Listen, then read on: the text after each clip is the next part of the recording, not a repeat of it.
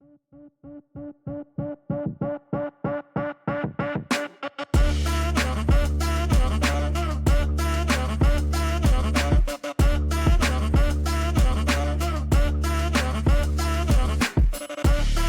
right, welcome back to the Red and Blue Fight Pick Show. I am your host, Blue Bart, accompanied by my co-host, Red Ray. And we are going to be breaking down and giving our picks for UFC 317, Topuria versus Oliveira. But first, we're going to recap our picks from last week at UFC Baku. We started in the men's heavyweight division as Blue Bart was on Hamdi Abdelawab over Muhammad Usman. Unfortunately, Hamdi won the first round, was minus 1050, 1050 after the first round, after a very dominant first round.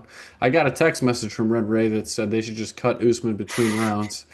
And then the next round, Hamdi just got smoked. He got outstruck like 30-8.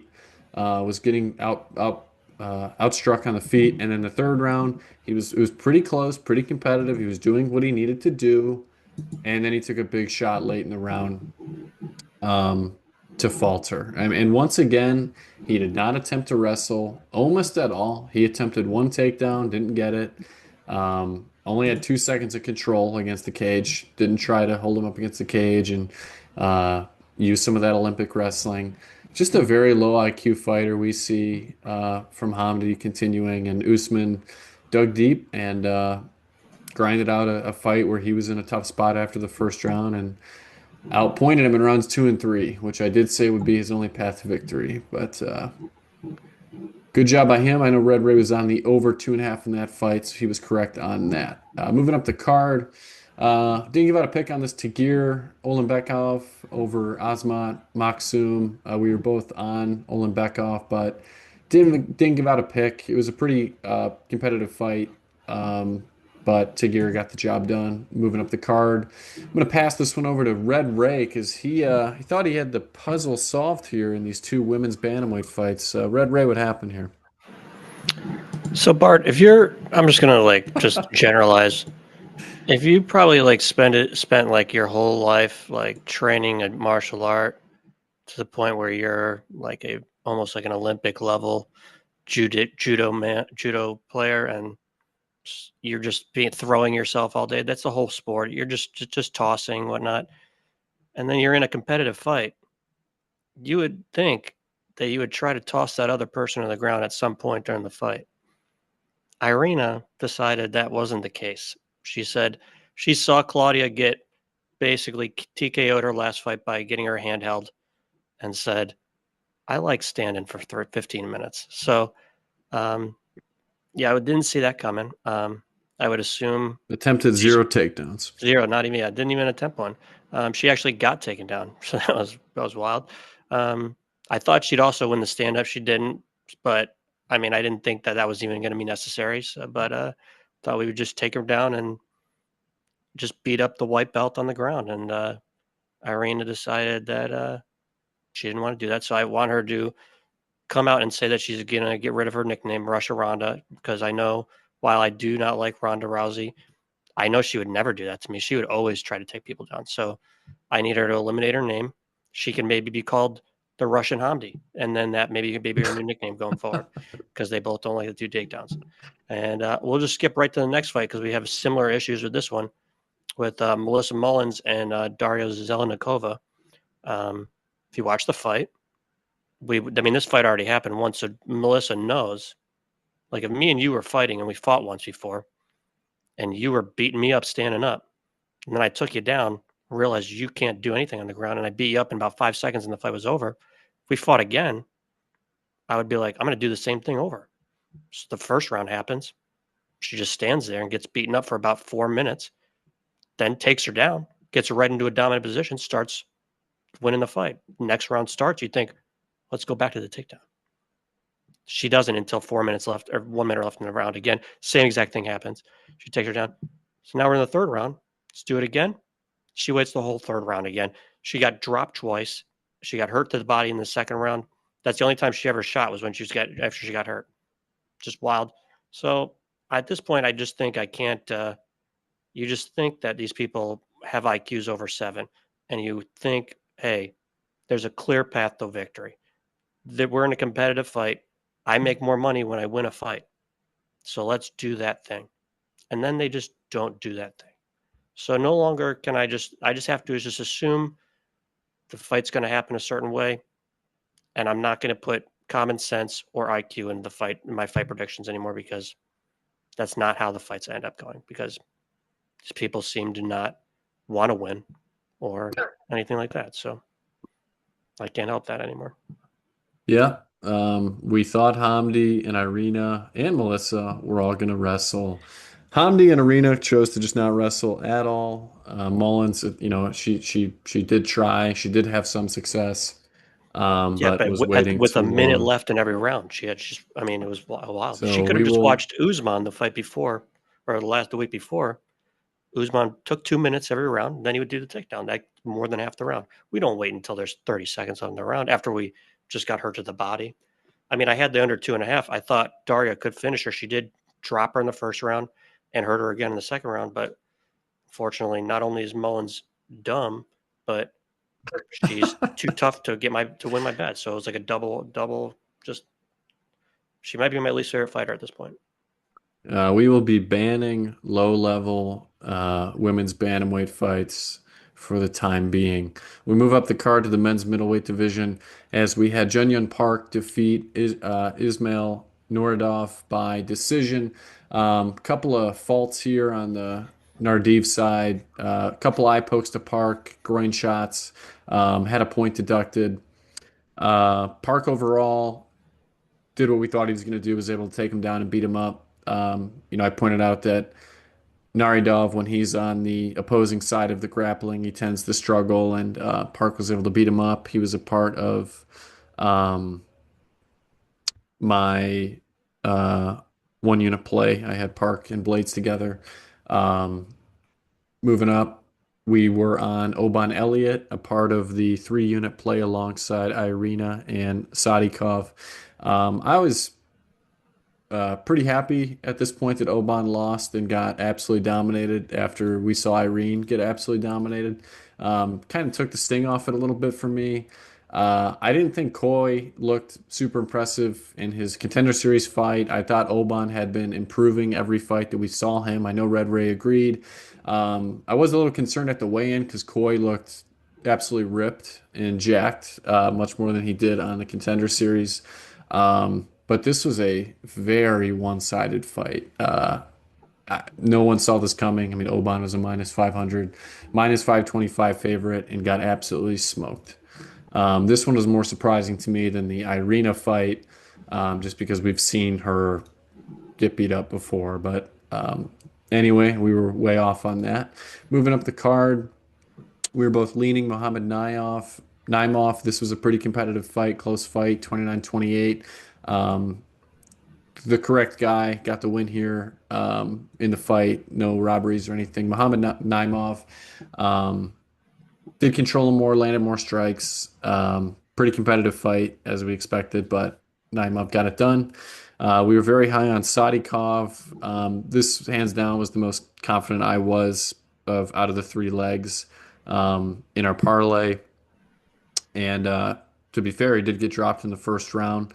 Came back in his home country and knocked out Mata in the most, hands down, the most entertaining fight of the night. They got a performance bonus. They each got 100K from UFC and Dana White. So good for them. Good for Sadikov. Probably the highlight of his career, moment of his life, winning in his home country by knockout and then getting over 100K. Moving up the card, our 2 unit play was on Matik Oral Buy over Tafuk Musev. We said Musev was only getting this fight because it was in his home country. Good striker, not a good grappler. Oralbai took him down with ease. Eventually submitted him by Kimura. You don't often see too many Kimura wins in the UFC. Just to kind of prove the level difference here. I still think Oralbai is going to be very good down the road. He was going to miss weight. This fight ended up going to a catchweight fight at 165 because he was not going to make weight at 155. So Orobai needs to get that weight down going forward if he wants to be a champion one day or fight some of these higher ranked guys on main cards. But a great performance by him. We cashed on that. Moving up the card, I was on Curtis Blades alongside Jun Park, as I mentioned. This was a very close fight. Blades definitely won the first round. He was able to get the takedown pretty easily and control him. Second round, he was just completely gassed. He was actually getting out cardioed by Kuniev, got beat up in the second round. Third round, was able to find a little bit of gas left in the tank, controlled him against the cage a little bit, landed more strikes. Probably didn't land the bigger strikes, but I think that the volume and the control from Blades was enough on two out of the three judges' scorecards. It was a very close round. I was edging it to Blades, but if it would have went the other way, I wouldn't have been surprised. I got lucky there. The Park Blades parlay came through for me as my 1 unit play. Moving up the card of the co-main event, we had a 1 unit play on the underdog Rafael Fiziev. We thought this was a big step up for Bahamundes. We thought Fiziev was the better striker. He was mixing in some takedowns as well. I think it was a closer fight than the scorecards say, 30-27 across the board. This was a pretty close fight. I did think Fiziev won each round decisively, but it wasn't like he put a master class on like Sung Young Koi did over Oban Elliott, or we saw Irina get dominated 30-27. While this was a 30-27, it was a close fight. I do think Bahamundes has a very high ceiling. This was just a bit of a test for him, and Fiziev got the job done in his home country. Move to the main event. I think we're both leaning Jamal Hill in this fight. I know I was. We certainly didn't feel confident in it. I know we liked the over in this fight. We didn't give out anything officially in this fight, but we did like the over was our lean. So I was at least happy that came through. So unfortunately, we had a pretty rough week, and we're gonna focus our hatred towards Hamdi, because again, he was -1,000 after round one. If he would have won, we would have had a positive week. Unfortunately, he did not, and Red Ray was down 3 units. I was down a unit, and then together we were down just under a unit. So altogether, we were down 4.46 units, which unfortunately, for the first time in 3 months, we are now down overall on our units, -3.93 units. Unacceptable. If we do not perform this week, we will be wearing bags on our heads next week. But let's jump right into it. We are at UFC 317 back in Las Vegas, and we are going to start in the men's middleweight division, as we have two debuting fighters. Originally, this was supposed to be Cedric Dumas versus, do you remember who the other guy was supposed to be, Red Ray? Oh, before McVey? Yeah. No.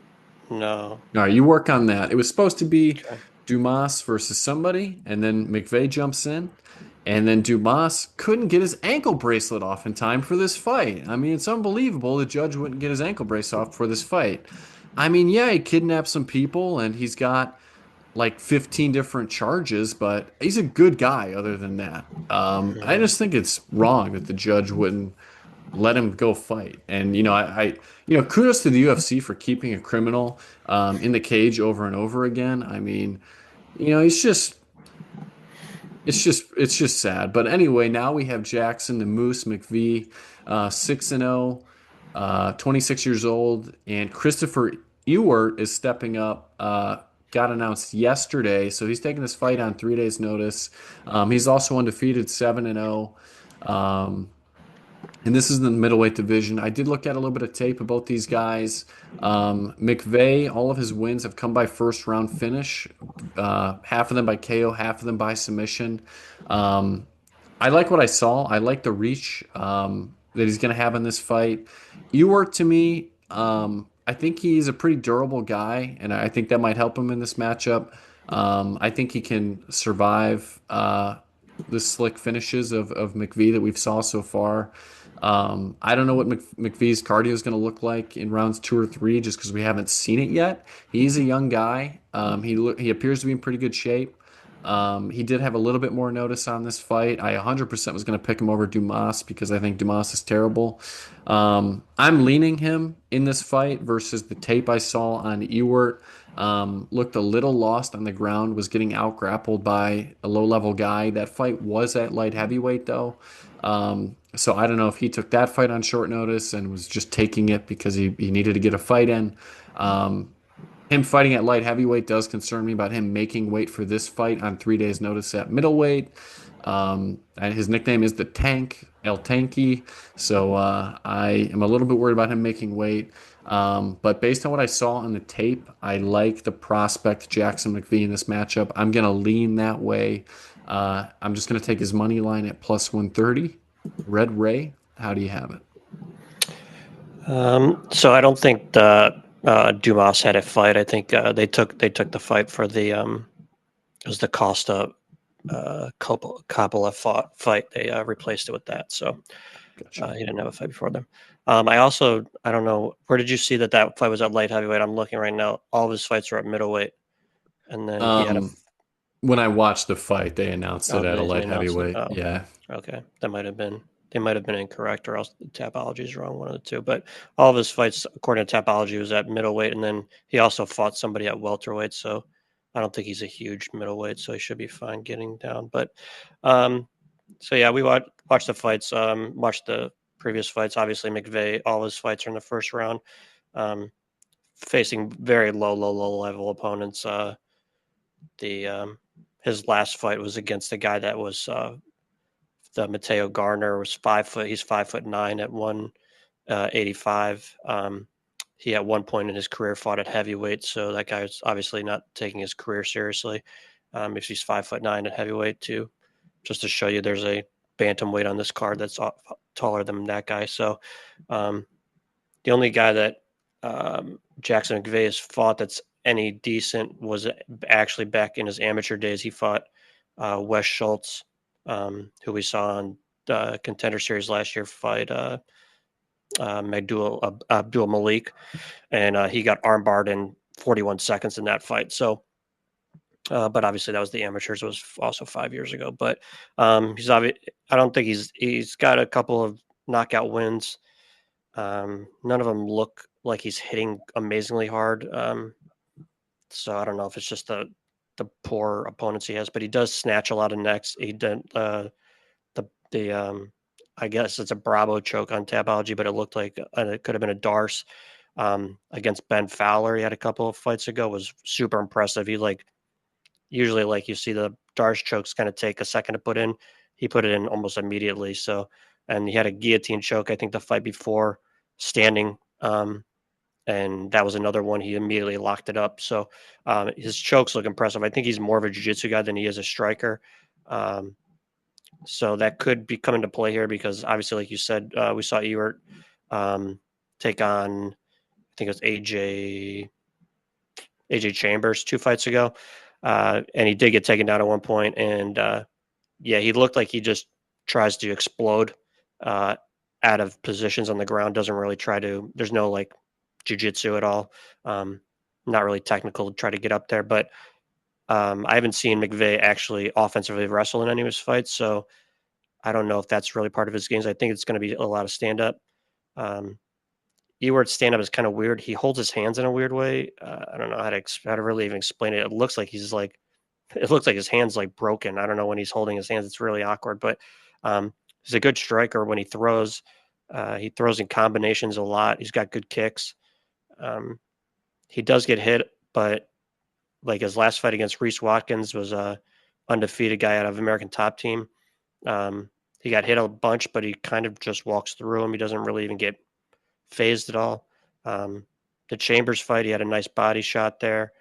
So I've at least seen him go 3 rounds. Most of his opponents are pretty decent. He's faced at least 3 guys that are, Watkins' last fight was 5-0.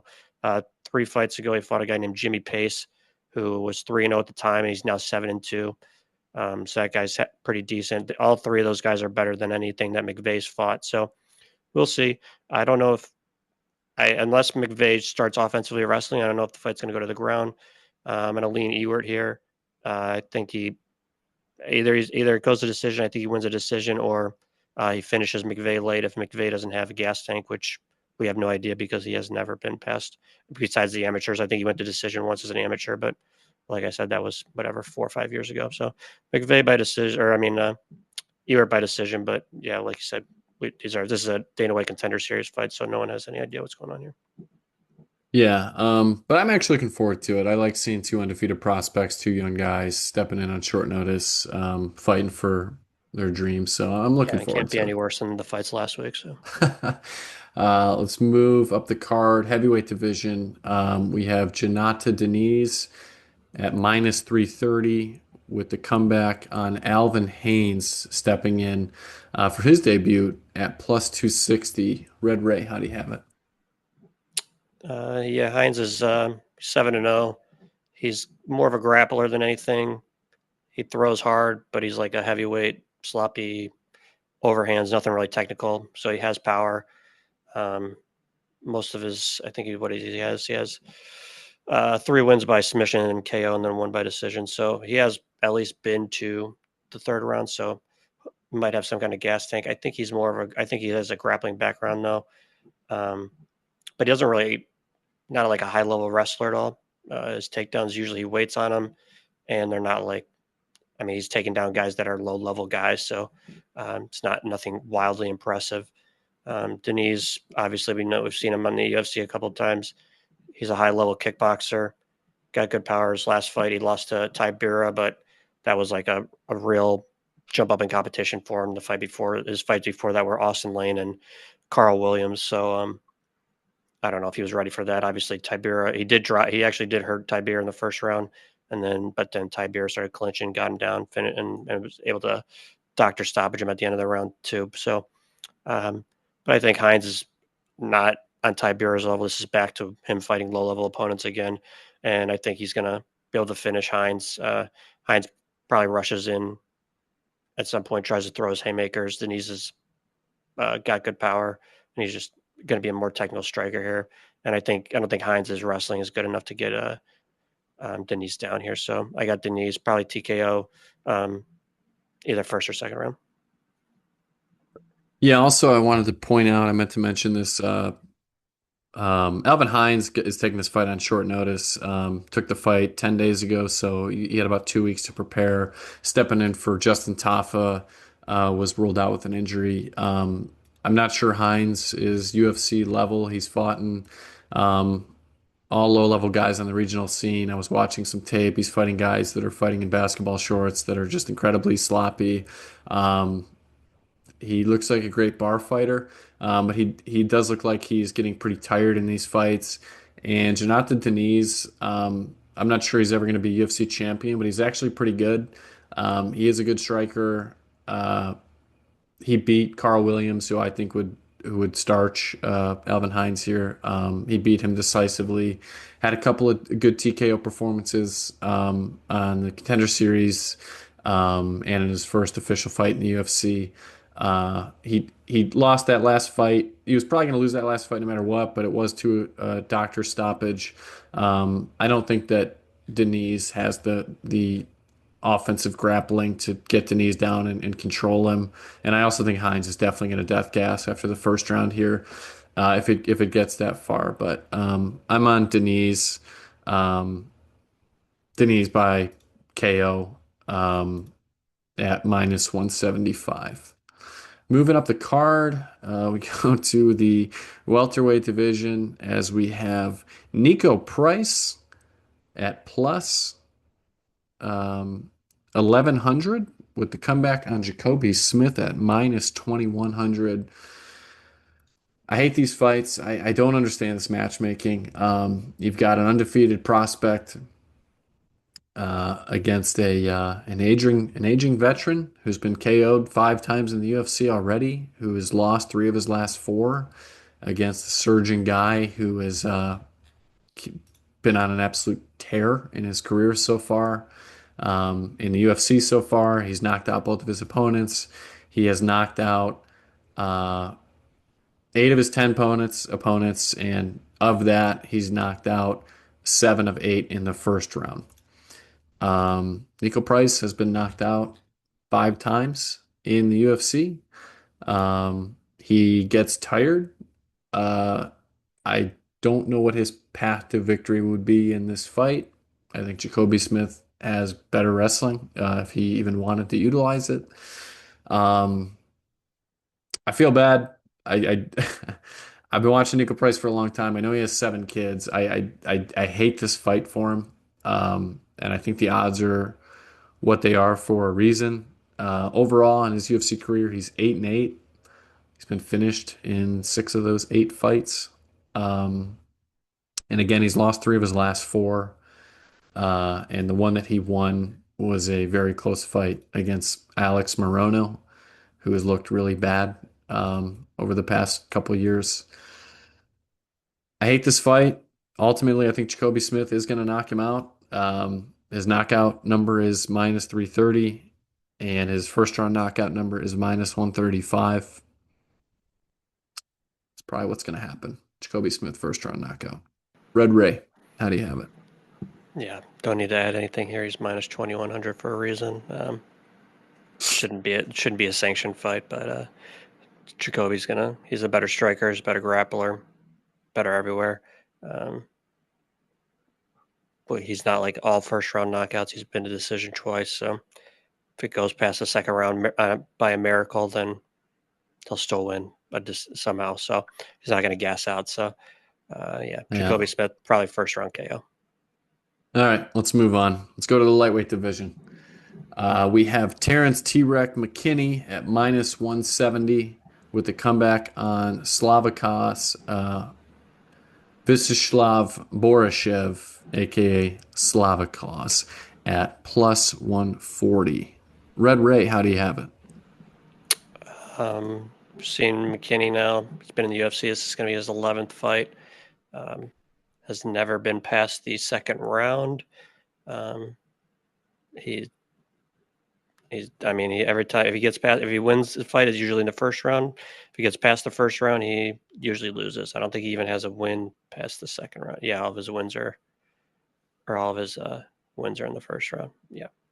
So yeah, if it gets to the second round, he loses. So he's got 5 minutes of gas. I guess for a while it looked like he was unbeatable in the first round, and then but I've seen now twice Revavics KO'd him. Slumped him 2 fights ago. Dober was able to finish him in the first round also. So he's at this point he's starting to get chinny. I don't know if he necessarily even has the greatest fight IQ in those rounds, because I think he's so confused on what he wants to do in the first round, if he wants to strike or whatever, or wants to grapple.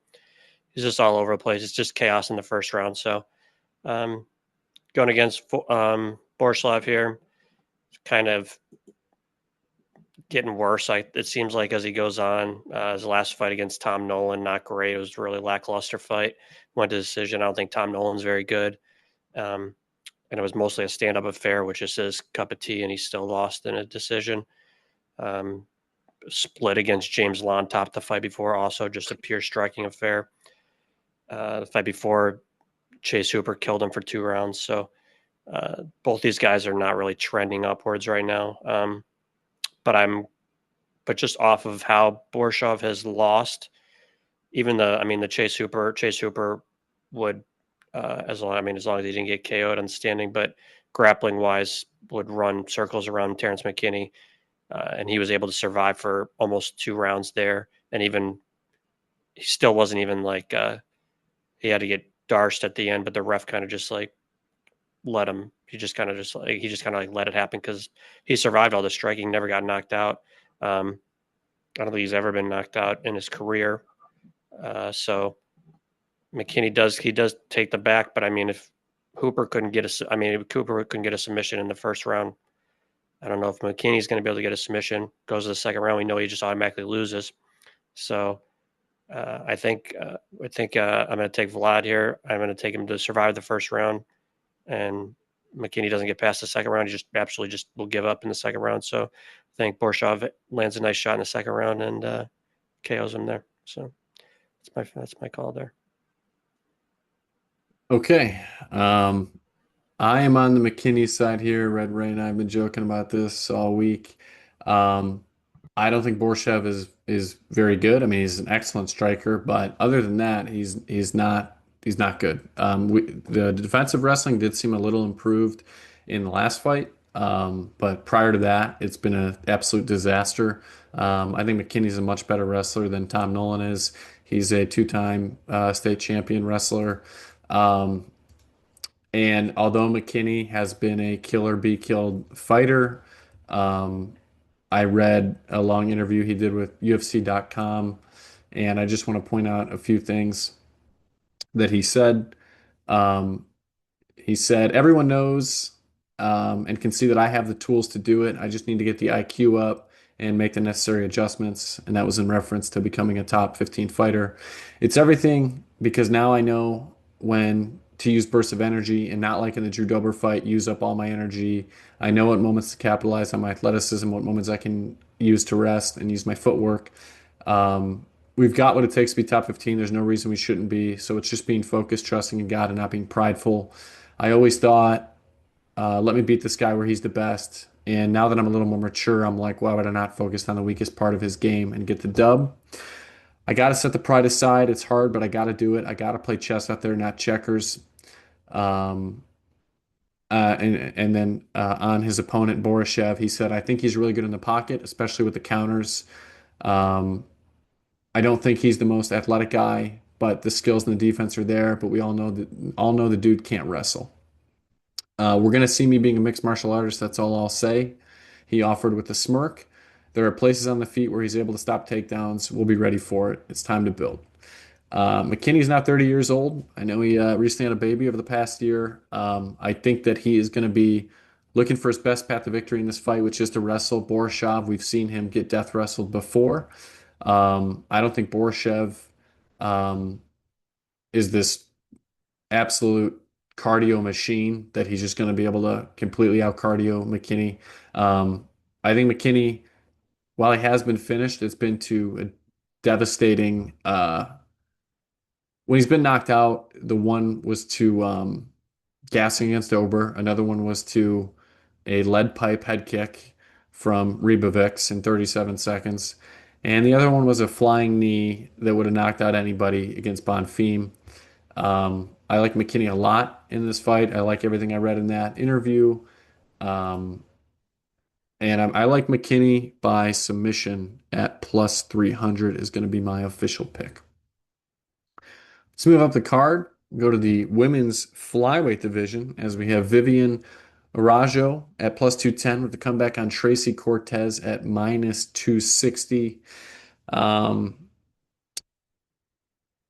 Starting on the Araujo side, looked better, more improved in the last fight against Karini Silva. She was a pretty big underdog in that fight. Thing about Araujo is she's pretty one-dimensional. Looking for takedowns, striking's not very good. If she can't out wrestle you, she usually loses, and that's where I think there's going to be an issue in this fight because Cortez is actually a pretty good wrestler.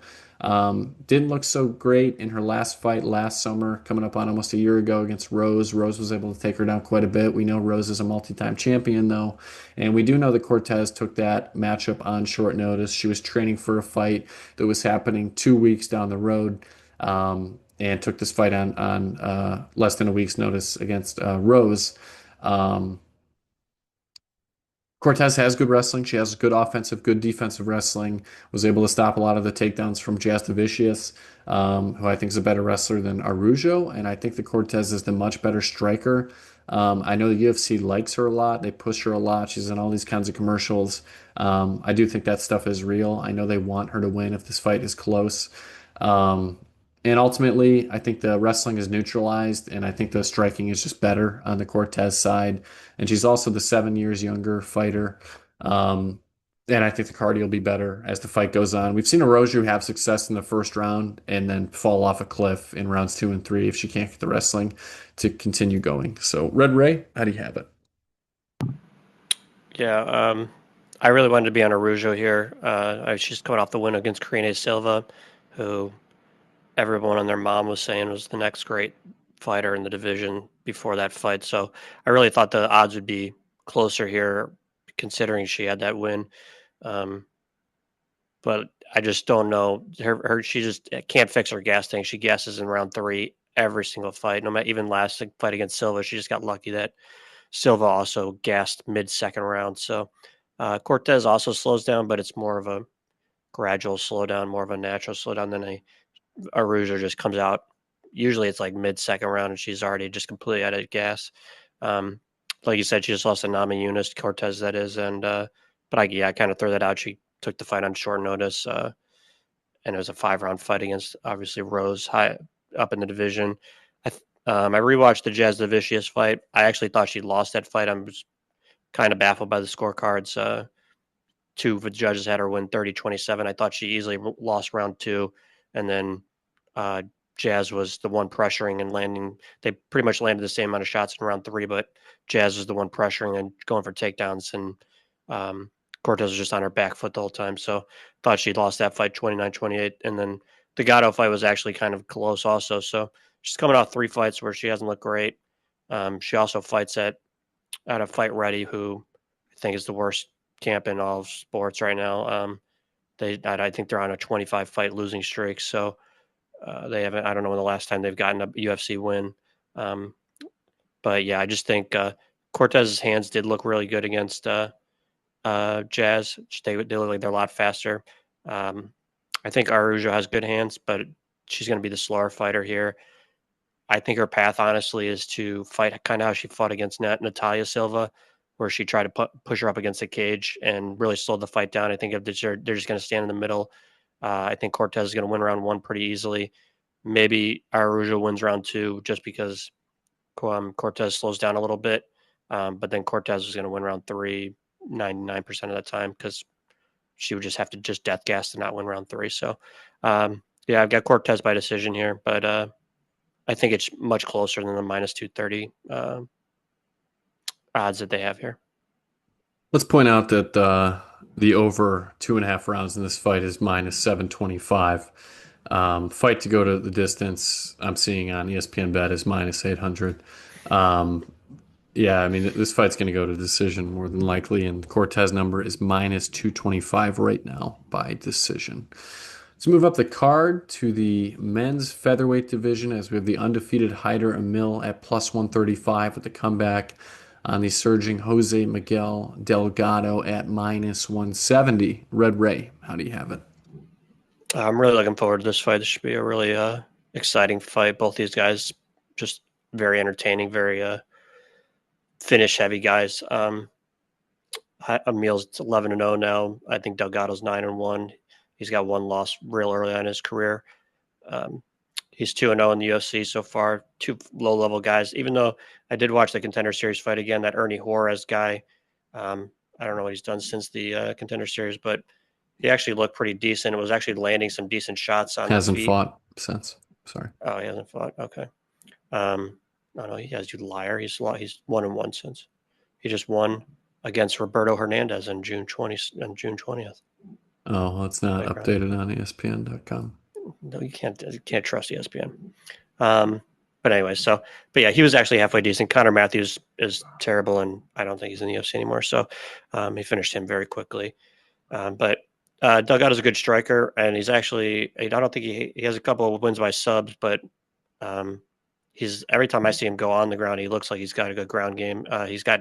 He took down Juarez a couple of times, got good takedowns. I like how he'll seamlessly just roll into, like, he'll throw strikes and get up to you into like clinch, and he'll just go right to the takedown. It's very, you see a lot of guys that don't have a lot of that can really combo clinching and everything into one seamless thing like he can. So I think he's a really good fighter. I think, and he's super, super young. Amil, on the other hand, not super young, but the guy's an absolute warrior out there. I think he's just a maniac. Seen him a couple of times now. He destroyed Fernie Garcia. Garcia was up a weight class, but I think that was the first time Garcia had ever been finished.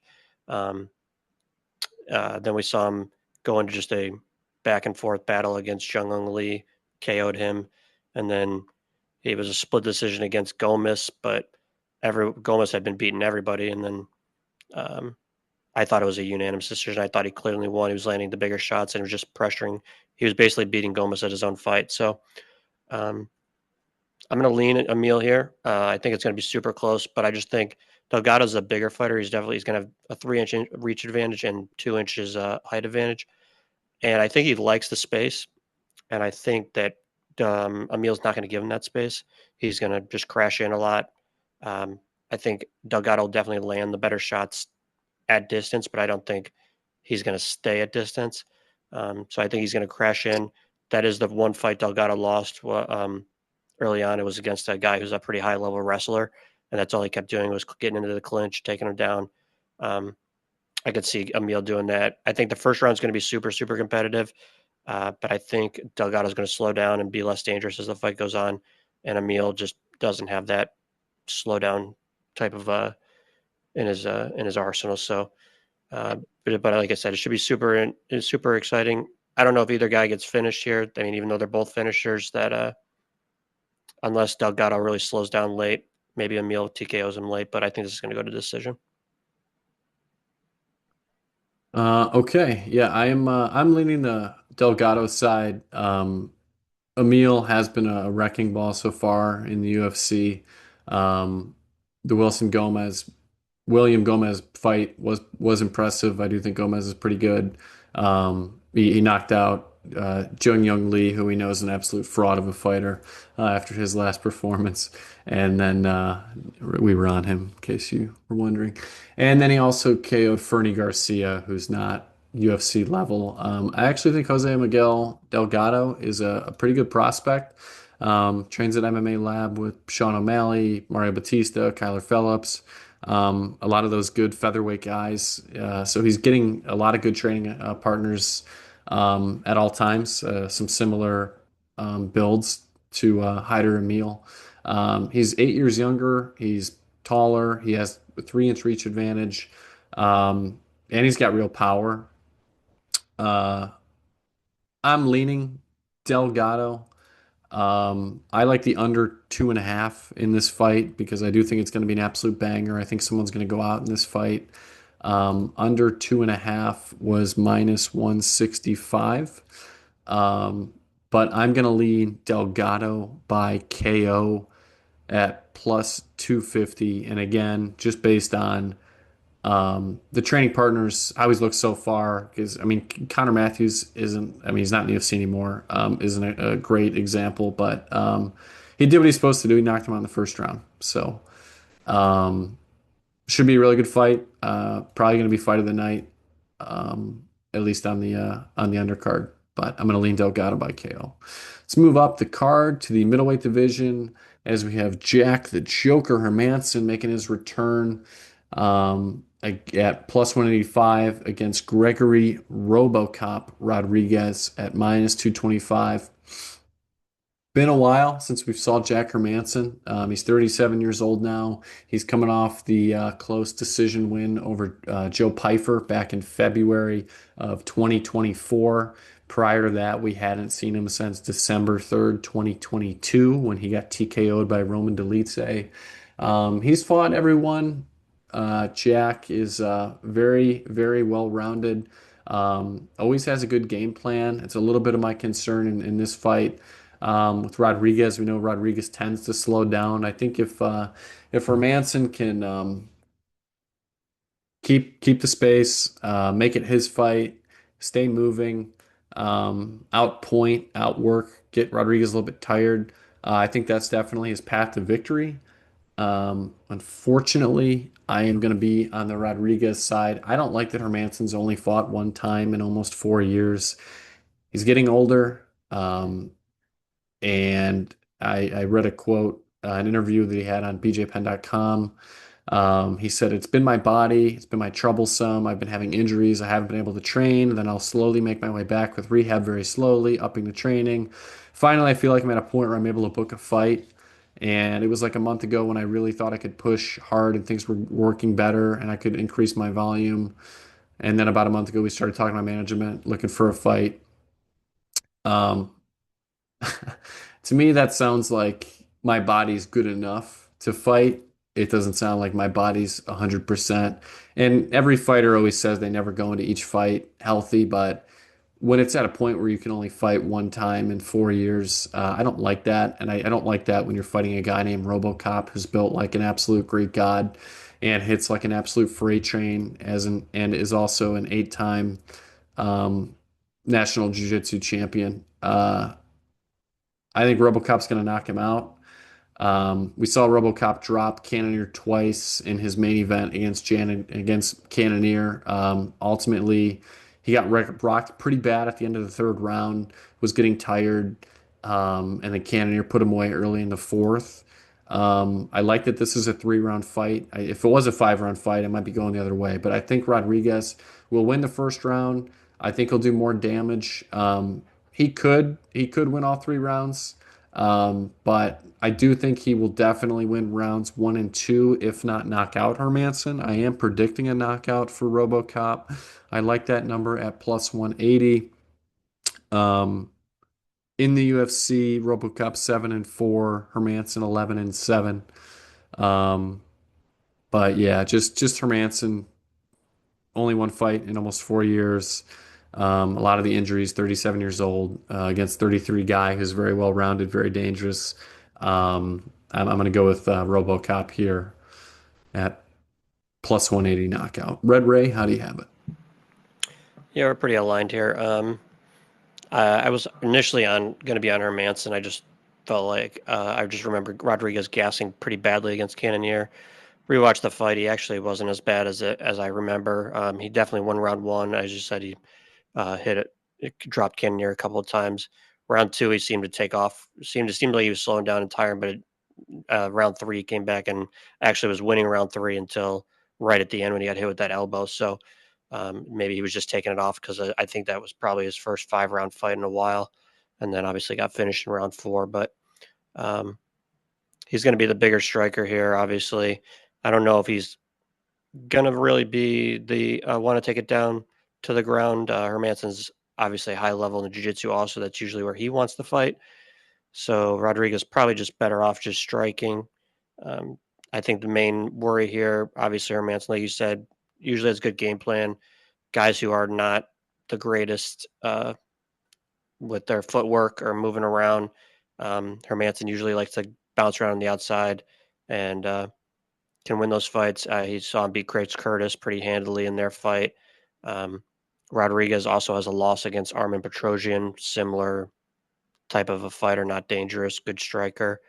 Um, but Hermansson did lose. I mean, he beat Joe Pyfer, but if that was a 3-round fight, he lost the first 2 rounds and then took over from there.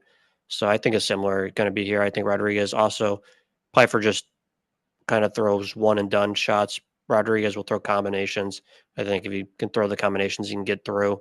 Like you said, I think it's going to go to decision. I think Hermansson's going to be tough enough, and he's defensively sound enough to just cover up. But I think he's just going to lose off of volume in the first 2 rounds, and then third round would probably be close. But Hermansson's not a finisher, so we don't have to worry about that. And so I think Rodrigues by decision is my call. Yeah, good note. I like to call on Joe Pyfer low volume. We just saw him obviously against Gastelum a couple weeks ago, throwing a lot of one strikes at a time. Rodrigues will throw him on combinations. And also in that fight against Pyfer came out and said he had double staph infection. Maybe it's just an excuse. It wasn't. I mean, you could see the staph infection on him, but I think that definitely played a big role within that fight. Moving up the card, we go to the men's bantamweight division as we have the former hottest prospect in the UFC, Peyton Talbott, at plus 160 with the comeback on Felipe Lima at minus 190. Red Ray, how do you have it? Once again, I don't understand the matchmaking here. This is why the UFC has such issues. having like stars. I mean, these two guys should not be fighting each other. These both are guys that are like up and comers in the. They should be. These are the guys that should be technically fighting Nico Price, like Jacoby Smith is fighting. Like these are. That's the opponents that they should be having right now, um, not each other. It's having one of them lose again. I mean, if Talbot loses, it's 2 in a row. It seems silly, but um, seen Lima twice now. This is actually going to be his first fight at 135 in the UFC. He was the 135 champion, and I think he was an Octagon Octagon. Um, and but this finished 2 fights in the UFC so far. He's been at 145, and he looks pretty huge at 145. Not, I mean, he's fought Naimov and Johns, and those guys are pretty big for the division, and he didn't look small compared to them. So we'll see. His last fight at 135, he actually looked smaller than he did. So I don't know if see if he'll have trouble making weight or not. Um, he's not a tall guy, but he looks very muscular. So we'll see. But I mean, he's good everywhere. Good striker. Um, good. I mean, he's a good grappler. Good. I mean, he was going toe to toe with Miles John, who's a good wrestler. He was wrestling with him, having no issues. Naimov, we just saw him last week fight. I think Naimov's only lost in the UFC. He honestly wasn't looking great. I think he probably I think it was 1-1 going into the third, and he was able to pull off a nice submission on Naimov. So that was impressive. Especially, I think he took that fight on short notice too. So I thought Naimov would have the gas tank advantage there, and he did not. So that was impressive. And then obviously on the other side, you're going to Peyton Talbot. He was a minus whatever 1100 against Hani Barcelos last fight. Then just got taken down over and over and over. And now he's up plus money to a guy with 2 fights in the UFC. So I think people are kind of overestimating that loss. I think it was just too much too soon. I don't think. I mean, Barcelos is a high level grappler, high level wrestler, and he was able to take him down. But and he was able to get a lot of control time. But I mean, even in the third round, Talbot actually took Barcelos down once and was able to get some time. So not like he quit or anything. And he obviously outlanded Barcelos anytime they were on the feet. He's still I think he's going to be the better striker in this fight. I don't know if Lima's as good of a wrestler as Hani Barcelos, and I'm to assume that Talbot has been working. I mean, this is going to be a tough one, but I'm assuming that he's been working on his grappling. But I mean, even with the 8 takedowns that Barcelos had, his takedown defense is 75% in the UFC so far. So he's obviously was able to stuff takedowns before that, and he is a slow starter. He's very like nonchalant out there. He might have just been thrown off because he cut his haircut. So we don't love that. That seemed like it was a real aura loss for him. I really wish he would have grown his hair back out for this fight. But I'm actually going to take Talbot here. I think he wins. I think he's going to be able to keep it standing enough and he's not going to. I don't think Lima's going to get off a lot of ground and pound on the ground. He might get him down, but I don't think it's going to be control as Barcelos had. And I think Talbot's the better striker. And I'm not worried about Talbot gassing. He didn't gas against Barcelos, so I think he's going to land the better strikes throughout the 3 rounds. So I really like him to get back on the winning streak here. Yeah, I actually don't hate this matchmaking. I know they're two young prospects, but I'd rather see a competitive fight against two young guys, and maybe they fight again in a few years if they're both legitimate enough, kind of like Holloway and Poirier, or Holloway and McGregor. I mean, they didn't fight again, but catch my drift. Um, yeah, I don't know. That wrestling defense from Peyton Talbot was pretty bad, and I now think he's fighting a better wrestler a younger um, guy who you pointed out was fighting at featherweight against guys who have pretty solid takedown defense overall. We just saw Naimov last week. I think he's a much better wrestler than Peyton Talbot. He was able to get him down and submit him, although Naimov was getting a little bit tired in that third round. Um, Yeah, and that's just really what it comes down. I mean, if he is able to stop the takedowns, I do think he's the better striker. But yeah, I don't know. I mean, it was such a clear path, and it was such an issue in the last fight. He just looked so helpless defending the takedowns. And that's really all it is for me. I think Lima can get the takedowns and maybe submit him. Um, I'm gonna I'm gonna give Talbot credit that his submission defense at least held up when he did get taken down. But I think Lima's going to grind him out for a decision is going to be my prediction at plus 110. Okay, we go up to the men's lightweight division. As there is only a men's lightweight division, there are no lightweight women, as we have Benel Dariush and basically a pick'em right now against Hanato Money Moicano. Both of these guys have been in the UFC for a long time, both 36 years old, nearly the same height, same reach. Uh, Dariush is a southpaw though. 16 and 5 overall in the UFC. Dariush is. Um, I think he's a little bit underrated in this fight. I think, part of the issue is he has been TKO'd in back-to-back fights, but he has not fought in over 18 months. Last fight, he did get KO'd by Arman in the first round, but again, 18 months ago. Prior to that, had a wild fight against Charles Oliveira before eventually getting TKO'd in that fight. Um, that has been his kind of kryptonite when he does lose is it's usually to TKO. 5 of his 6 UFC losses, 16 and 6. 5 of his 6 losses have come to KO. He did get submitted once to Michael Chiesa. But prior to this small skid he was on an absolute tear, had won 9 fights in a row against legit guys. Especially this Gamrot fight. We know how good of a wrestler Gamrot is. Attempted 19 takedowns, only got 4 of them, wasn't able to get a lot of control with them.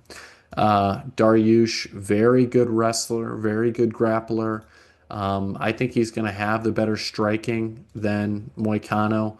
Um, Moicano coming off the short notice, 1 day notice title fight against Islam Makhachev. Got taken down pretty easily and submitted.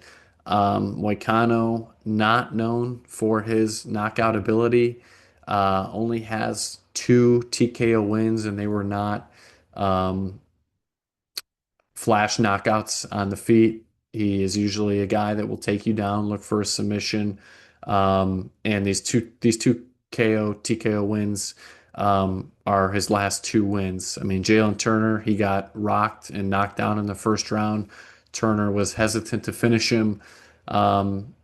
And then Moicano came back, was able to take him down and beat him up and get a TKO on the ground. And then the BSD was a doctor stoppage. I mean, it was an absolute mauling for what it was. I think if that fight were to happen again, it wouldn't go that way. Um, I really like Dariush in this fight because I don't see how he loses. I don't see Moicano ever knocking him out on the feet. I don't see Moicano being able to take him down and control him. Moicano doesn't have the explosive power that Oliveira does on the feet. That was a big issue for Dariush. Um, and he just got knocked out by Arman with a straight right hand. But Moicano doesn't have that in his toolbox. So I think Dariush is the better striker. I think he can neutralize the offensive wrestling from Moicano. I think Moicano can fade as the fight goes on. That's not going to be an issue for Dariush. He was able to fend off the takedowns from Gamrot. I don't know why he wouldn't be able to do the same thing from Moicano. I'm pretty high on Dariush in this fight. I like him by decision at plus 240. Red Ray, how do you have it? Yeah, we pretty much agree on this one as well. Moicano, like you said, I feel like Dariush's best, or I mean, Moicano's best, or you would think best path would be to knock him out standing. But Moicano in his career has 1 knockdown in the UFC. It was against Cub Swanson 7 years ago. So he doesn't carry the power on the feet. I know he TKO'd BSD, but that was off of he caught a kick, took him down, and was then destroying him on the ground.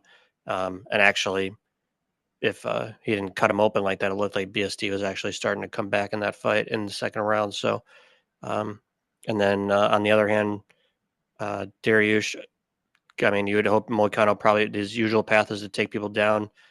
Besides the Gamrot fight, which we know he got taken down 4 times according to the stats, but I don't think Gamrot ever had any kind of control time. He usually rolled right out of every single one of them. Before that, the last time Dariush had been taken down in a fight was Evan Dunham back in what is this 2017. So it had been 8 years since he had been taken down. So I don't think Moicano has the takedowns to get him down. I think Moicano's takedowns haven't gotten better. I mean, he did take down Turner in the second round, but like you said, it was after he got dropped in the first round. And the other thing is Moicano gets dropped a lot, and he has similar to like Oliveira, we'll talk about later, but people won't go down with him on the ground. They'll try to stand up with him because they're afraid to go on the ground with him. Dariush will not have that issue. Dariush is honestly probably the better grappler. Jiu-jitsu wise, he's the more accomplished jiu-jitsu. He's a multiple time world champion. So he has multiple paths. I think he's gonna have the better power on the feet. Moicano maybe can just like stand and touch him a little bit. I think his only path would be a decision where he is able to get just land more volume. But I think Dariush has more power on the feet, and if he wants to take it to the ground, he can. And I think he can control Moicano. We've seen him; he'll lay on his back for a long time. He was on the back. He was on his back against Dober for a long period of time. So he'll just lay there if he wants. He'll play jiu-jitsu off his back, and Dariush isn't the kind of guy that you're going to be able to submit or sweep or anything like that. So I think Dariush cruises here. I think he'd either by decision or KO, but I think it'll be decision. I think he wrestles. I think he spends time on top. Just wins. Just wins a pretty easy 3 rounds here. Okay. Let's move up the card. We go to the men's flyweight division as we have Brandon Raw Dog Royval in a near pick'em here against Joshua Van, -120 as of right now. Red Ray, how do you have it? This should be a super entertaining fight. Obviously, just saw Van a couple weeks ago. I'm terrible at breaking down both of these guys' fights. I've been trying to fade Van pretty much ever since I was very confident that he would beat Charles Johnson and then got knocked out. So, but he seems to be getting better. His power seems to be getting more. I had Bruno Silva by finish only, and Bruno Silva got finished. So that was a brutal bet on my part. But both these guys, they're mostly boxers. Royval is probably going to throw more of the kicks. He's also more of a wild. He'll go for submissions. I don't think he's got the grappling to take down Van, which would be very helpful in this situation. If he could get into some clinch situations, he'll be the longer fighter. He's going to be the taller fighter by 4 inches, got a 3-inch reach advantage. Probably the better grappler, but I just don't. But he does not really a wrestler. I think Van's going to is going to be the better striker. Royval throws out a lot of volume, but doesn't technically. He's not very good with his hands. He kind of just throws out stuff a lot of times, which seems like it wouldn't work against Van. But then again, Charles Johnson's very similar. Charles Johnson's probably a better technical striker than Royval, but same situation. He kind of just threw a lot of volume, and it kind of frustrated Van because while he got his volume off, it seemed like he was kind of messing with his timing, and he ended up knocking Van out, which Johnson, I don't think he's knocked anybody out besides that in the UFC. So Royval, like I said, also doesn't really knock people out that often, and doesn't really have the power. He's mostly submitting guys. And he also just doesn't lose to really anybody. I think his only losses in the UFC are to super high level guys. So this would be his worst loss by a ton.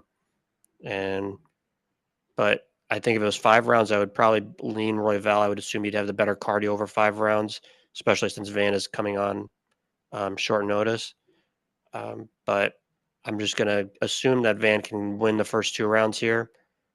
I think he's going to land the better shots. He's going to have the more power. Royval's, I think, his best case is to kind of just make this kind of a sloppy fight, I would say.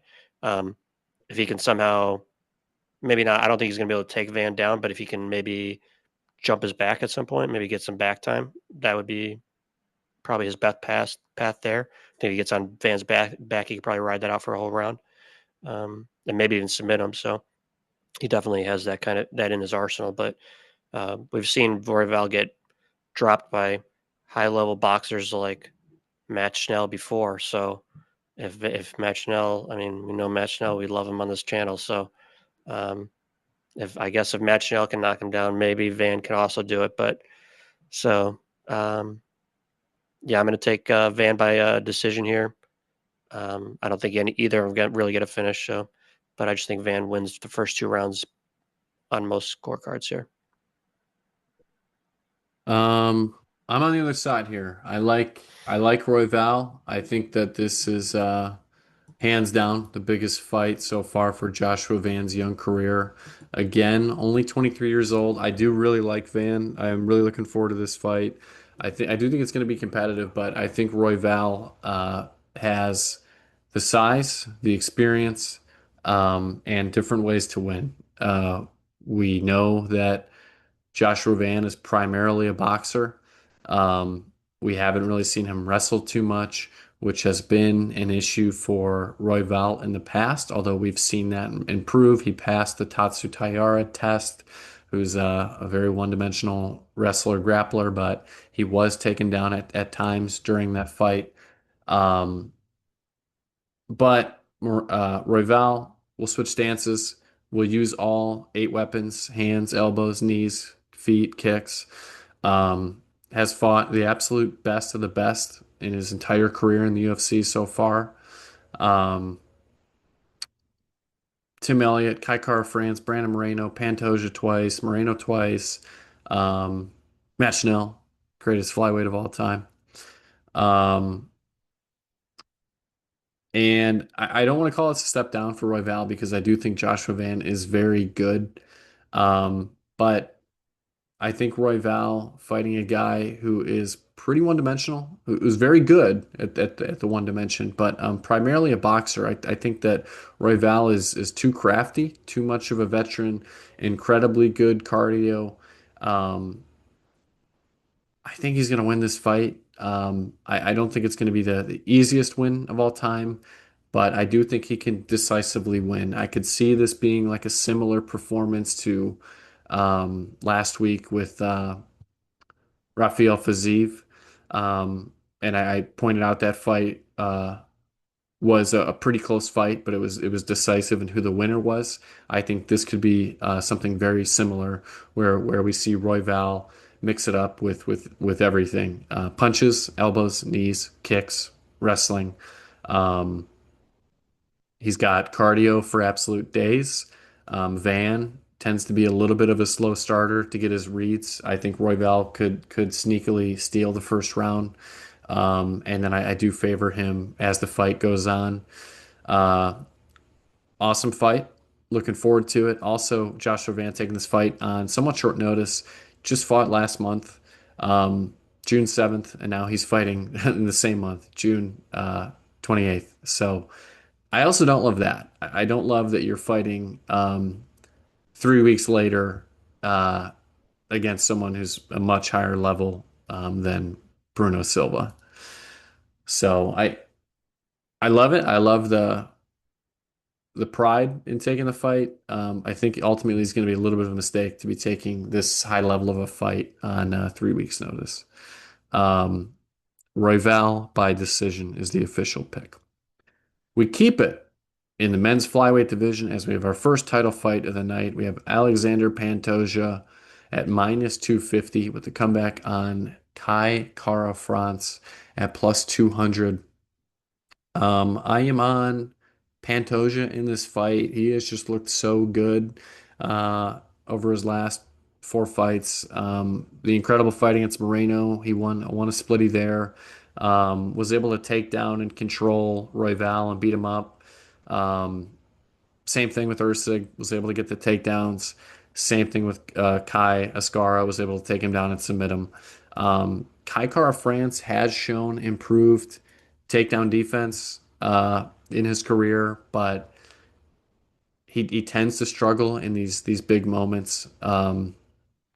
Lost a split decision to Albazi. I did think he won that fight, but it just wasn't decisive enough.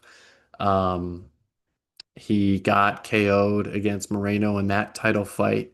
He just has a tendency to get to the highest point of the mountain, and then he crumbles. Was on a win streak against going into the first Moreno fight and lost, and then built himself back up, got KO'd. Um, and had it did have the nice knockout over Urseg, but um, Pantoja is a much different style fighter. He is good everywhere. He does have very good striking, but we know obviously he has the very good wrestling. And once he gets you down, he can submit you. He's very dangerous. He's very good at what he does. He's good at mixing up the strikes, leading to the takedowns. These guys have fought before. It was such a long time ago, but Pantoja did win it on The Ultimate Fighter. He won the first 2 rounds and won the decision. Didn't have to go to a third round. I just think Pantoja is surging, and I can see him being equal, if not better, in the striking, mixing in the chain wrestling, takedowns, getting some control, grinding out a win. Um, I have Pantoja by decision at plus 175. Red Ray, how do you have it? Bart, first I have a trivia for you. Do you know that this is the first person, Pantoja is going to be the first person ever to fight a Kai back-to-back fights in the UFC? Well, it wasn't much trivia, but I did not know that. Yeah, that's interesting. He's also, I mean, it would be the first person to ever beat 2 Kais in a row. So I don't know if that's going to happen this time. So I'm actually on the Kai Car France side here. Did you know Um, Pantoja is also undefeated in rematches? And this is a rematch? that's both of our trivias are going to go right at each other. So nobody's beaten 2 Kais in a row and undefeated. So we'll see Okay. whose trivia falls apart All right, here. carry on, carry on. Um, I just think this is going to be similar. Kai's already fought this type of fighter twice now. He fought against Askar Askarov, a guy that actually beat Pantoja. And like you said, he just fought Albazi. I think they're two similar like matchups, and both kind of went the same way. Um, he was kind of lost the first round. The guy was able to either get him down, but he was able to stay safe. But then he kind of builds as the fight goes on, and he just wins the striking battles, and he can usually stuff the takedowns as he goes. And he's got such great cardio, and he's able to move for the whole 5 rounds. Like you said, he lost to Albazi, but he definitely won that fight. I mean, there's no shot that he lost that. I was actually super high on Albazi. I remember telling you Albazi was going to dominate that fight, and we were all over him, and And he won. was he's super confident that he was going to lose that fight once the judges came in. It was a baffling decision, but yeah, like you said, he did get knocked out by Moreno. It was a body kick. I don't know if Pantoja has that in the bag. I do think Pantoja is obviously amazing. He's just, I mean, he looks like he gasses 3 minutes into the first round, and then will then go on to shoot like 30 more takedowns in the fight. He's just nonstop. His takedown or his striking is kind of sloppy, but he seems to never really lose power. He just kind of throws. And one of the things that does work for him when he goes into shoot takedowns, a lot of guys, it's kind of a negative when they get their takedown stuffed, but he likes to strike right off of the missed takedown. So it almost works for him because he just adds up his strikes every time if he misses a takedown, so he doesn't like lose the visual of the stuff takedown that sometimes like a guy like Albazi or Askarov will have when France is stuffing the takedowns.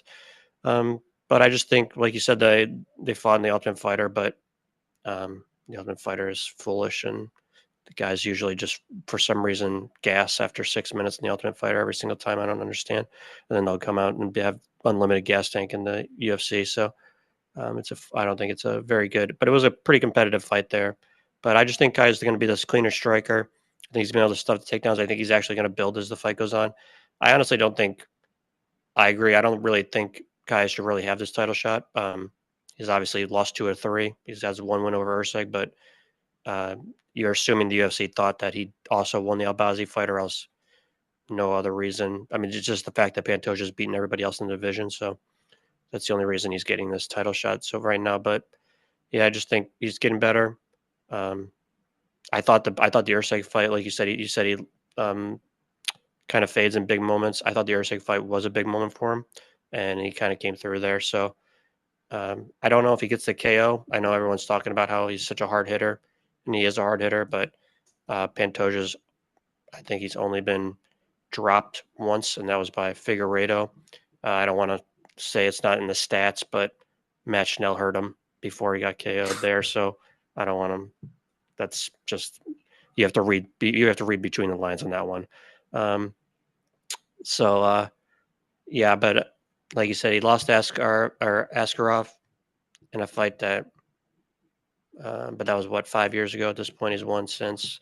The Asakura fight is not a fight. It was a joke of a fight. Asakura should not have gotten a title shot. Everybody else, he's been pretty competitive. He was competitive with Steve Ursig, who, I don't know, he took him down 9 times, but he probably was losing the stand up for the most part. He landed more strikes, but I think Ursig was landing the better strikes. We saw what Kai France did to him. So I don't know. I just think it's going to be close. I think it's going to be competitive. I think it goes 5 rounds, and I just think France can win 3 rounds by just landing more shots on the feet and stuffing the takedowns. But I could also see Pantoja subbing him in the first couple of rounds. I think if Pantoja gets on his back in the first round, it could be scary. But as the fight goes on, I think he kind of loses that. He's good. He's still got his control, but I think he loses the dangerousness of his of the choke. So, Okay. France by decision. Move to the main event of the night. In the lightweight division, we have a vacant title. We have Ilia Topuria relinquishing his featherweight title, moving up to lightweight at minus 455 with the comeback against the former multi-time champion Charles Du Bronx Oliveira at plus 350. Red Ray, how do you have it? I'm not as confident as it seems like everybody is pretty much on Topuria to just spark Oliveira. I think it's going to be a pretty competitive fight. I think everyone is kind of just assuming that Oliveira is chinny and gets dropped all the time, and which he does. But if you've seen him in his recent fights, he's kind of fighting more safe, I would say. Especially with the Dariush fight, he got taken down early, but he was able to scramble, get up, and he finished Dariush there. The Arman fight, we saw Arman just spark Dariush before that fight, and I don't think Arman really landed anything of significance in that fight. And he was super close to submitting Sarukian there, so it's very dangerous. Obviously, we know he's dangerous on the feet or on the ground. And then against Chandler, I think everyone probably would have said that fight is going to end in the first 2 rounds, and it went all 5. He grappled with Chandler. I don't love that he wasn't able to finish Chandler at this point, because we just saw Paddy Pimblett easily finish Chandler. So I don't love that he wasn't. He had his back for a multitude of rounds. But I did like the wrestling. He used to be more of a, I'd say, jiu-jitsu nerd, where he would just lay on his back and kind of want people to go in his guard and play in his guard. But he's especially, say in the Dariush fight, he was able to sweep there. I think he actually got Dariush down, maybe with the strikes, but he was able to get on top a little bit there. And obviously Chandler is a wrestler, but he was able to, there's nice double legs that he was able to do. So I think that's his path if he wants to be competitive in this fight. He's got to stay on the outside. He should never be in striking, punching range for Topuria. He should either be in kicking range for him and just maybe land a lot of leg kicks. He can throw. We've seen Topuria hurt with head kicks. I'd go that path. And then if Topuria tries to get in, I would try to clinch with the Topuria immediately, try to get him to the ground. I think that's his best path to winning this fight. I don't think he wants to get into a punching range with Topuria. Um, Obviously, we saw Topuria just knocked out Max Holloway first time. Now he's jumping up to 155. He's definitely going to be the shorter guy here. I don't know. I don't know. I've never seen what Oliveira weighs fight day or during the after he reloads, but I know I saw Topuria weighs. He was weighing 178 or something like that after the Holloway fight. So he gains 30 pounds after he reloads. I'm assuming he got a little bit bigger here. So I think weight wise, it's not going to be an issue. Um, I know people are saying he got taken down by Bryce Mitchell, whatever. Um, he didn't get. He also then got up and then submitted Bryce Mitchell. So I'm not like worried that is just because Bryce Mitchell took him down that he's all of a sudden not going to be able to stuff takedowns. So we've seen him strike against strikers. Obviously, Holloway. His last three fighters have all been strikers, and I don't know if he's lost a round in that time. He's knocked out two of the three of them. The one time we saw him at 155, I know Herbert dropped him. Then he ended up face planting Herbert. So uh, I don't know if that's like why I think that Oliveira, he's got to keep his length. He's similar height to Herbert, so he's just got to keep it out there. But I really just think my one worry for Topuria is, I mean, we've seen guys like Conor McGregor when he goes up weight, like he was sparking everybody at 145, saw him go up to 155. He did win a couple of fights, but obviously you keep going up the weight classes. Saw him against Nate Diaz, couldn't even hurt Nate Diaz. So um, if you keep going up in weight classes, you're going to fight bigger and bigger guys, and the power doesn't necessarily translate. But I also think a lot of Topuria's power comes from his speed, and he's definitely going to be the faster guy here. Oliveira is not very fast with his hands at all. Um, so I just think at some point, maybe not the first round. I don't think it's going to be a sparking like a lot of people think. I think we've only seen Topuria finish fights in the first round twice. I think he's going to take his time here. First round might be competitive, but I think second or third round, I think he finally is able to get Oliveira against the cage at some point, like he did with Volkanovski, and finish him with one of his strikes and just knock him out. So I'm going to take Topuria by second or third round TKO, but I think it should be much more competitive than a lot of people think it's going to be. Yeah, I agree with a lot with what you had to say. It's just something about the aura of Topuria that you just kind of believe what he says. Last two fights against Max Holloway and Volkanovski were very close until they weren't, until he just put them both out pretty bad. Yeah, I agree that I think the Oliveira chin is a little underrated. He does get dropped, but he never gets put out cold. I mean, it's almost like it's a defensive technique. I mean, he gets dropped and is able to recover. Even in his most recent TKO loss to Paul Felder, I went back and watched this. It was really just more he was exhausted and was kind of in that quitter mentality, that quitter phase that we saw Oliveira in. He actually tapped to the strikes, and the ref didn't see it right away. And then the last TKO loss to Max Holloway was an injury. It wasn't an actual TKO. So yeah, I think the chin is really underrated here for Oliveira. Um, I do think this line is pretty wide. I mean, this line was not this wide against Volkanovski. I think it was nearly a pick 'em. The Holloway fight, I think Topuria was like maybe minus 200. And it was a really close fight. I think this fight's going to be close to um, Oliveira. I think is going to look way bigger than Topuria, even though he's a former featherweight himself. But Topuria is a small featherweight. I mean, and to be at lightweight now, 5'7". I know he's very dense. But we just saw a picture of him standing next to Kai Kara France, and he really didn't look that much bigger than a flyweight. Um, but Topuria's base is wrestling and grappling. His first 7 wins in his pro career were all submission wins, and then he just realized he has really good hands. Now, he also doesn't really throw any, he has not thrown a single body or head kick so far in the UFC. So a little one-dimensional with the striking. It's pretty much all boxing. Uh, we've seen Oliveira been able to survive against guys that have very good boxing, like a Justin Gaethje, like a Dustin Poirier. He was able to win those fights. Um, I'm really excited for this fight. I do think that everyone is really counting out Do Bronx. I'm going to be cheering for Do Bronx. I am going to pick Topuria by knockout because I'm not going to get caught with egg on my face. Topuria by KO at minus 175 is the official pick, but I will be backing and cheering for Charles Do Bronx Oliveira. There's some good numbers on Oliveira if you like him. KO prop is 11-1. We did see Topuria get dropped by Jai Herbert in his lightweight fight. Um, so it's not like he has the end all be all God chin. Um, Oliveira by submission plus 700. Oliveira by decision plus 1400. I like a sprinkle on all three.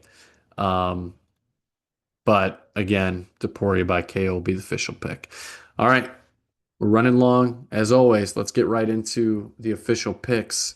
Um, Again, had a rough week. We were at one point, we were up 13 units. I was looking back. We have slowly been descending. It's time to turn the ship back around. It's going to start this week with UFC 317. And we're going to start with the 1 unit play. We're going to do Jacoby Smith.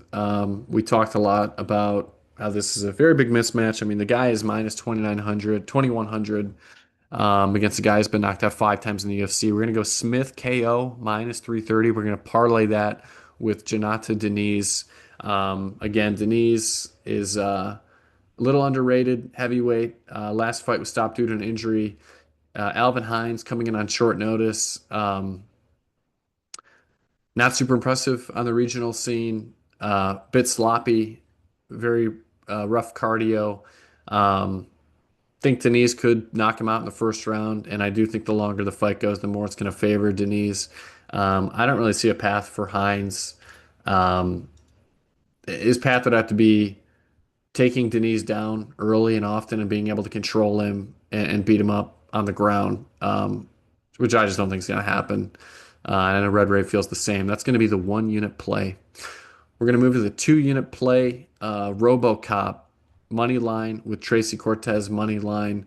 Starting on the RoboCop side, um, again, younger, fresher, much more active guy, more dangerous guy. Um, Built just I'm in awe of his physique every time he comes in. Hermansson only 1 fight in the past 4 years, 37 years old, still dealing with some injuries. More paths to victory here for Rodrigues. Could knock out Hermansson, could submit Hermansson, could do more damage and land the bigger strikes and win a decision than Hermansson. I think Hermansson's only path to victory here would be for Rodrigues to get very tired after the first round and then pepper him with strikes from distance and range, keeping it lateral. I just don't love the odds of him being able to pull off that outcome. Red Rainer and I are on RoboCop here. We're going to parlay that with Tracy Cortez. Pointed out, Araujo, pretty one-dimensional fighter here, is going to look to take you down, grind you up, beat you up. And Cortez has good defensive wrestling. She does have good wrestling in general, but we do think the striking of Cortez is what's going to be the difference in this fight, as well as the cardio. I know Red Ray said that he likes Cortez, especially in the first round. Araujo maybe having an opportunity in the second, but always death gases, and Cortez most definitely would take over in the third round. Cortez has gone to decision in every single one of her UFC fights. The over in this fight is minus 725 and over 2.5 rounds. We like Cortez by decision. We're just going to take your money line though, because we're not going to pay for 0.25 points. Anyway, RoboCop, Cortez, money line. That is the 2 unit play. Red Ray, do you have a number on that for us? No, I can get it for you though. All right. Let's go to the 3 unit play. And I'm very excited about this because we love this number. Benal Dariush money line, straight up. We've done historically well on straight money line prop picks. This feels similar to me like the Fiziev fight last week. A lot of people were on Bahamundes. We were not. We were on Fiziev. He won 30-27. Reminds me of the Jared Gordon fight. His last fight, that was a pick 'em. A lot of guys were on. Excuse me. A lot of guys were on the opponent. We were not. We love that matchup for Gordon. We love this matchup here too. Moicano, not a great striker. Dariush's only kryptonite is being knocked out on the feet. Moicano is not capable of that. Dariush has very good wrestling, grappling. Gamrot couldn't get him down to control him. I don't know why Moicano would be able to. Moicano's got too many things going on outside of the UFC now. He's doing podcasts. He's doing commercials. He's doing crypto. Dariush been out for 18 months. Chin is fully ready to go. I don't know what Moicano's path to victory would be here. I really don't. I'm trying to even come up with one right now on the spot. Um, I don't know. He'd have to catch Dariush and rock him on the feet and be able to get him down and beat him up. I just don't see it. I think Dariush has better wrestling, grappling. Um, he's not going to get taken down. He's going to win the striking exchanges. He's going to land the bigger shots. He has the better cardio. And needs it more than Moicano at this point. So that's the 3 unit play. We're going to pass over to Red Ray so I stop coughing. Red Ray, let's hear your picks. Okay, first off, the Rodrigues Cortez parlay, it's plus 104. I got 3 plays for us this week. I'm going to go 1.2 units on Hyder Amil plus 3.5. I want to be on his money line. I picked him to win, but I don't think he gets finished. I know Bart likes the under 2.5 here, but I think Hyder's tough enough to not get finished here, and I think he's going to win. I think he's going to win 2 out of 3 rounds, but I think he'll definitely steal at least one. So I like that plus 3.5 there spread at minus 120. I'm going to take 0.6 units. I'm going to take the Peyton Talbott money line. Similar there. I just think Talbott's there's a big overreach in his change in his odds here over one fight. I don't think Lima's as good of a grappler or as good of a wrestler as Barcelos, and I think Talbott's this much better striker. Anytime it's on the feet, I think Talbott's going to land the bigger shots, and I don't know if he's going to get the finish, but I do like him to get the decision win here. And finally, my last 1.2 units is going to be on same game parlay for the main event. Get on DraftKings. Get Topuria KO under 3.5 rounds. It's minus 120. Like I said, I second or third round there. I think he's going to get the KO. I just think he's the faster. I think his power is just so much from his speed, and not necessarily the fact that he is not just like a Francis Ngannou out there. It's just he's so technical and so fast that's how and he hits everyone right on the spot. So I think at some point he's going to hit Oliveira with one of those strikes.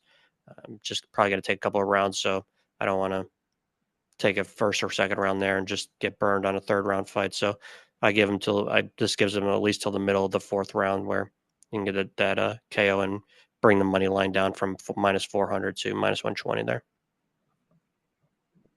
Okay, Blue Bart picks. I'm going to go Pantoja money line with Terrence McKinney money line.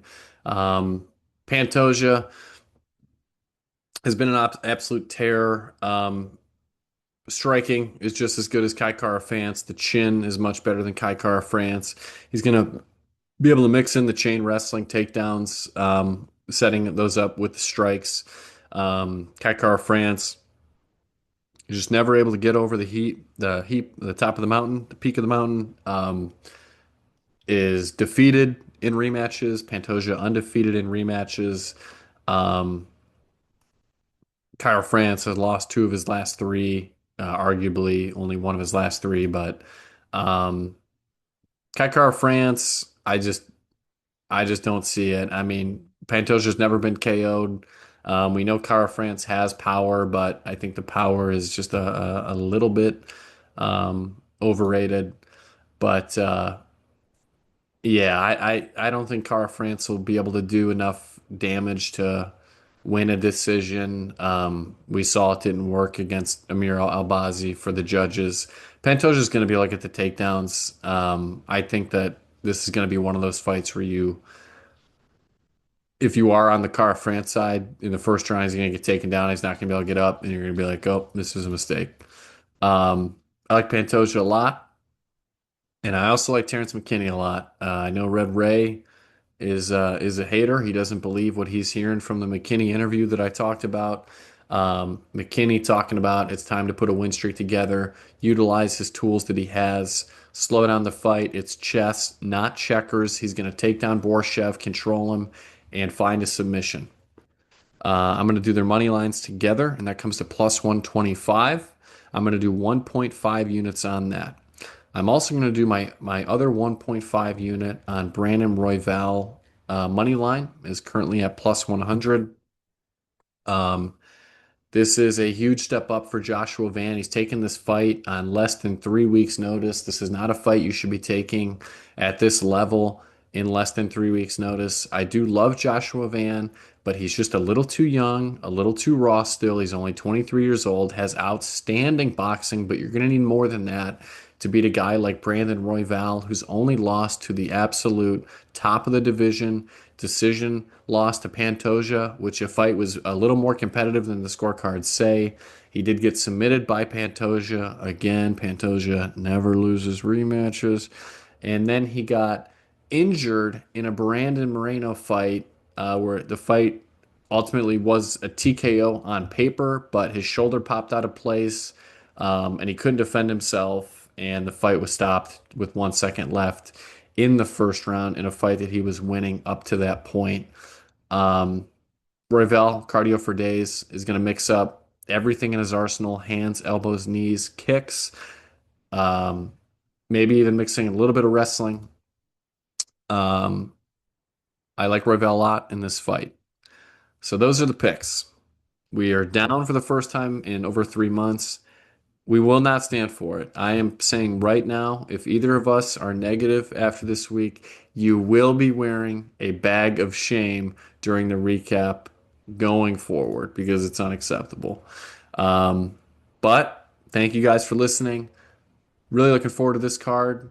Red Ray and I will be together for this card, recapping everything on x.com/RNB Fight Picks. Please give us a follow. Please subscribe to the YouTube channel. Thanks for listening. We are off next week with 4th of July. We will be back in 2 weeks for UFC Nashville, Lewis versus Teixeira. Until then, good luck. Thanks for listening.